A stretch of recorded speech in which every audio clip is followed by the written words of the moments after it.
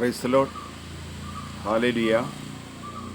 നമ്മുടെ കർത്താവായ യേശുമിശിഹായുടെ നാമത്തിൽ ഈ ശുശ്രൂഷയിലേക്ക് നിങ്ങളെല്ലാവരെയും ഒരിക്കൽ കൂടെ ഏറ്റവും സ്നേഹത്തോടെ സ്വാഗതം ചെയ്തുകൊള്ളുന്നു.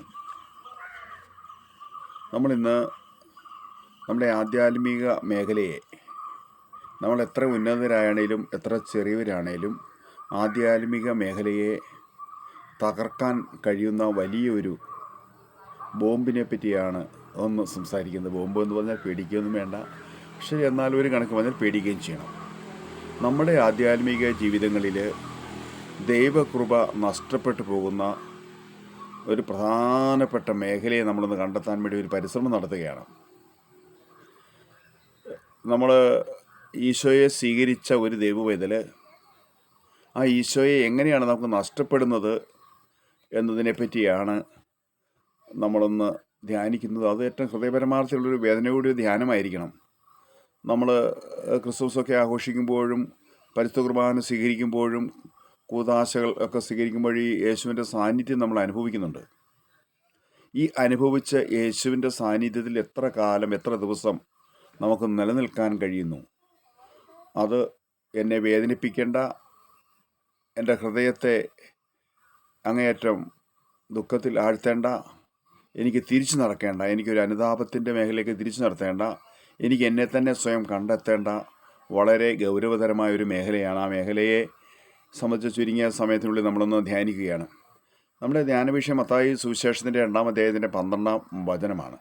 ആ വചനം വെച്ച് ധ്യാനിക്കുമ്പോൾ ഇതിൻ്റെ യഥാർത്ഥത്തിലുള്ള ഒരു യഥാർത്ഥ മുഖം നമുക്കൊന്ന് ദർശിക്കാൻ വേണ്ടിയാണ് ഈ വചനം തന്നെ ഒന്ന് തിരഞ്ഞെടുത്തത്. വചനം ഇങ്ങനെയാണ്, അതിൻ്റെ ഒരു സാരാംശം ഞാനെന്ന് പറയാം. യേശുവിനെ അന്വേഷിച്ചിറങ്ങിയ പൂജരാജാക്കന്മാർ അവൻ്റെ നക്ഷത്രം കണ്ട് എത്തിച്ചേർന്ന് ഹെറോദേസിൻ്റെ രാജകൊട്ടാരത്തിലാണ്.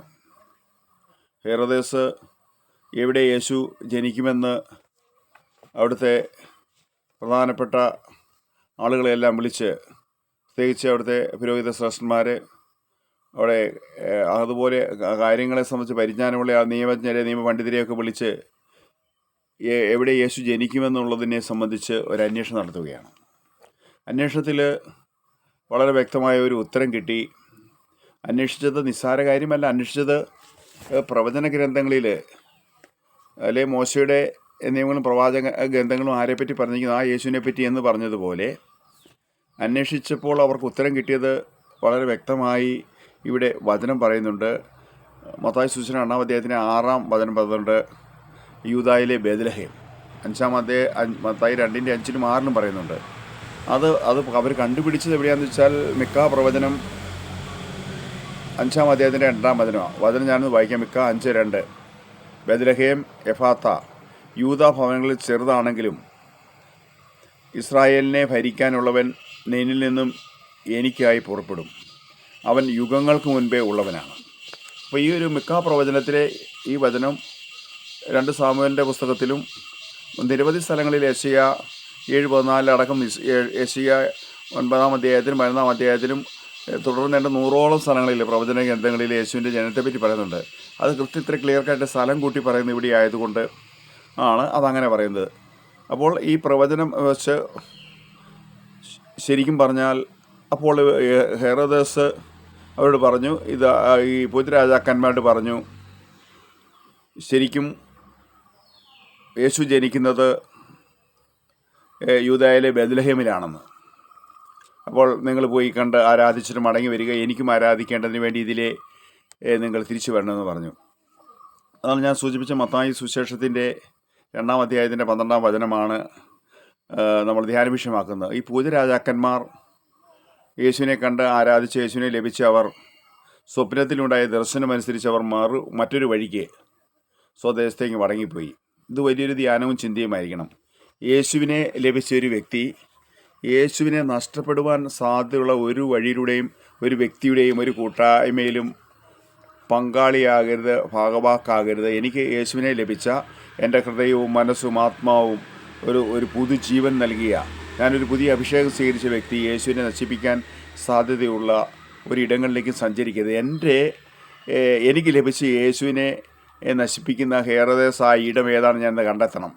അത് നമ്മിലെ യേശുസാൻ നശിപ്പിക്കുന്ന ഏതിടമാണ് ഈ എന്നെ നശിപ്പിക്കുന്നത്, ഈ അഭിഷേകം നശിപ്പിക്കുന്നതെന്ന് ഞാൻ കണ്ടെത്തണം. അത് ലൂക്കാ സുവിശേഷത്തിൽ 8-ാം അധ്യായം 12-ാം വചനത്തിൽ പറയുന്നുണ്ട്. അവർ വചനം വിത്തായ വചനം, വചനമായ വിത്തിനെ പറ്റി പറയുന്നുണ്ട്. അത് പിശാച് വന്ന ആ വചനം മോഷ്ടിച്ചുകൊണ്ട് പോയെന്ന്. എന്നിലെ ദൈവകൃപ ഏത് പിശാചാണ് മോഷ്ടിക്കുന്നത് ഞാൻ തിരിച്ചറിയണം. അത് എൻ്റെ ഒരു ആത്മാർത്ഥമായ ചിന്തയും ധ്യാനം ഉണർത്തണം.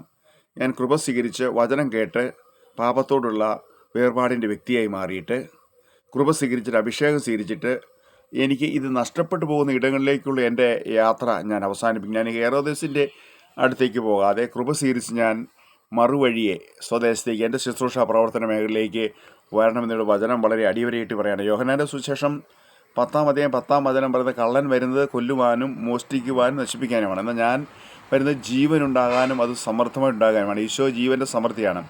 ജീവൻ്റെ സമൃദ്ധിയായ ഈശോയെ പിശാചുമായിട്ട് നമ്മൾ ഏതെങ്കിലും വിധത്തിൽ ബന്ധപ്പെട്ട് നിന്ന് ഈ അഭിഷേകം കളയാൻ സാധ്യതയുള്ള മേഖലകളിലൂടെ സഞ്ചരിക്കുന്നതിലൂടെ എത്ര വലിയ നമ്മൾ ചെയ്യുന്നത് ശരിക്കും പറഞ്ഞാൽ വലിയ ആത്മവഞ്ചനയാണ്.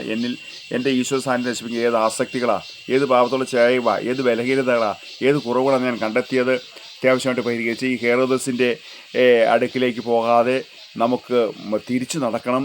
ഹെരോദേസ് എന്ന് നമ്മൾ ഉദ്ദേശിക്കുന്നത് അറിയാമല്ലോ, യേശുവിനെ കൊല്ലാനിടയുള്ള, യേശുവിൻ്റെ ഈ എന്നിലുള്ള യേശുവിൻ്റെ ഈ ജ്വലനം, ഈ അഭിഷേകം, ഈ കൃപ, ഈ പ്രാർത്ഥനാ ജീവിതം, ഈ വിശുദ്ധ ജീവിതം, ഇത് നശിപ്പിക്കാൻ സാധ്യത ഇടങ്ങളാണ്. അതുകൊണ്ട് നമുക്കും തിരിച്ചു നടക്കാം.